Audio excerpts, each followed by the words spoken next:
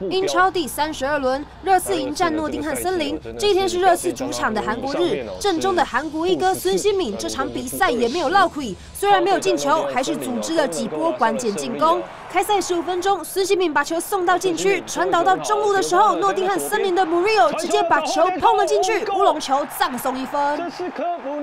但是诺丁汉森林很快就发起反攻，这球传到中路被碰了一下，位置反而很刚好，让 Chris Wood 从容起脚射向球门角落，扳平战局。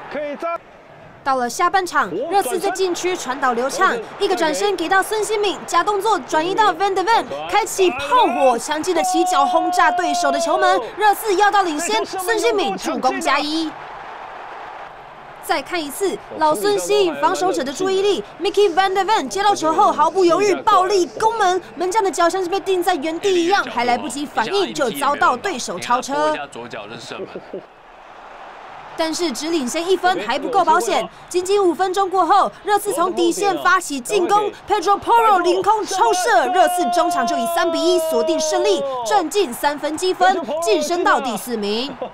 上半场一直提到在腰部2位球员